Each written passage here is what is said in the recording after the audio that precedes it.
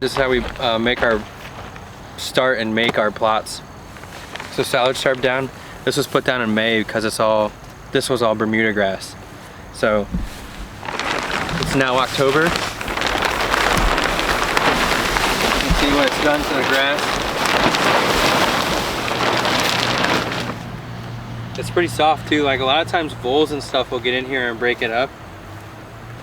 But so then after it gets to this point, I'll bring the BCS with the rotary plow in and start in the middle, make a big, like shoot the dirt this way, shoot the dirt this way, and then turn the BCS around, put the wheel in the ditch and shoot the dirt back so it's about even, and then you keep doing that, and then it leaves you with a pretty level surface. And then measure out 40 by 100, set your ends, and then get the shovel out and just dig the pathways and shovel it into your beds with some string line. So you were talking about the difference between using a rotary plow and using a rototiller. Can you talk about that? We have the tiller attachment for the BCS with the PDR, but I use a rotary plow. Number one, it doesn't pulverize as much. It just kind of shoots everything off to the side. And it's already loose from being tarped for so long. And even when you're tarping stuff like this, if you know you're gonna have a heavy rain, you can come in here and pull it, expose it, let it rain, and then cover it back up. Let some weed seeds germinate, get some moisture down in there. You know, worms need the moisture. So how long do you leave the tarp on it if you're preparing new beds? 3 months, okay. I think would be and that'll kill the Bermuda? I think so. Okay. Because during the winter, we had a lot of Bermuda in this plot actually, and it was on there for like half a year with the cold weather. And then we pulled it and cover cropped it, and it got weedy, but it didn't get weedy with Bermuda. It was just leftover seed. So you basically create one disturbance by using the rotary plow to shape your beds essentially, and the shovel. Yep, and then the beds are set. Okay. They never get tilled. You add compost, amendments, whatever. And then, yeah, just half-inch. If I do till, it's just a half-inch on the top. So like basically raking, essentially? Yeah, tilther.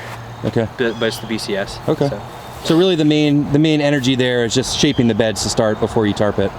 Yes. Okay. Which can be done in a day if you just work pretty diligently. And so this field block over here that's covered up, when will this go into production? I'm building this in December, and then I'll probably amend it and then tarp it, and then either do a spring cover crop, maybe peas or something, or just go ahead and plant it if we need it.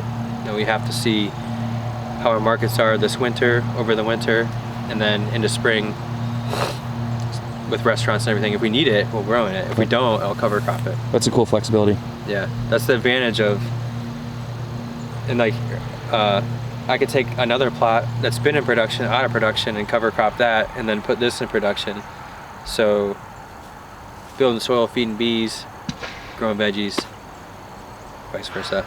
So you can, I suppose ideally you would have half of your farm and cover crops, half not, and rotate it. But that's gonna take a long time to get into a groove. We just keep adding more beds, huh? Yeah. Well, I mean, that's if we lived here and we didn't do veggies, I would just cover crop these or put flowers in there and just keep bees. All right, so I see, Casey, here you got some tarp is black side up and some is white side up. What's the story here? So black side up is to kill off the grass. White side up is something we use to germinate seeds. Our well is really weak, so we have to trap as much moisture as we can. And so we're just getting, not really just getting out of a drought, but we're just getting rain from being in a drought. And Sunday we got rain, so Sunday morning I came out and spread cover crop seeds right on the top. So they all started germinating the next day, which was yesterday.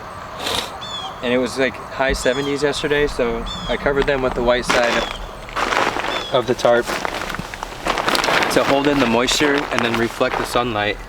And so now it's not sunny and it's cloudy and it's gonna rain tonight, and they still haven't put out the cotyledons, so there's no issue in like worrying about killing off these seeds with the tarp. with the short amount of time that we're gonna keep it on. All right, so what did you plant here and when did you plant it? I know we're looking at some sort of growth right now. Yeah, it's red clover and then the rye, and I threw the seed out Sunday morning, and today is Tuesday, right? All right, so Tuesday. so 2.5 days essentially, and you got that germination. I threw it out right when I stopped seeding, it started raining. So that was pretty ideal. And then keeping the moisture on it, because I didn't want any of it to die. I want it to be thick and create a good cover for the winter. And then eventually, we're gonna do Wild Hope strategy with the clover and rye, thanks to Sean, and crimp it somehow with some sort of fence post or something, T-post, and then transplant right into it. Okay, so this is gonna grow over the winter. Yeah. So when do you think you'll be taking the tarp off? When you leave. Okay. Yeah, right after you leave. So this is just to trap moisture, get it to germinate, and keep it cool enough. Yep, and this is, this is an entire plot, and it took me 5 minutes to pull this tarp back over. It's gonna take 5 minutes to take it off, and I know that the germination is good, and I don't have to worry about irrigating or anything like that. And the birds can't eat the seeds. Yeah, that's another thing. Ooh, that's a bonus. So do you use the white side up and anywhere else on your farm? Yeah, pretty much everything we direct seed. I put the white side up. All right, do you want to show me any of that? Yeah, so one of the other ways we use the silage tarps here is we cut them down to 4 feet. So if there's ever a bed that's gets crazy and we mow it or whatever happens, it gets really weedy and we can't keep up with it, we'll just tarp it black side down. But the other side of that is you can use the white side just like that. But if you direct seed something, especially carrots and beets, we use it for everything, even turnips. You can leave this to keep all the moisture in, and even in the summer you can get them to germinate when it's above 90. So when were these beets planted? I planted these on, was it I think I planted them on Friday. So it's only a few days really. Yeah. And carrots are 4 to 5 days. Okay. So that's a great trick for places where you don't have a lot of moisture and you might have a lot of heat. Yeah. So white side up. Yeah, or weak well, and this is, well, I wouldn't have really probably wouldn't have much growing right now if we didn't have this trick. This is actually from Ray at Rose Creek. He brought it up nonchalantly, and I was like, that's, because it's an extra step, Yeah. Oh, it's more work. Well, if you get the extra stuff out of it, it's well worth the extra effort. Sure. One more thing that I want to add was, this tarp is the one sold by Farmer's Friend that is 50 by 105, or somewhere around 40 by 100 feet, and we cut it in half so that one person can manage it easily.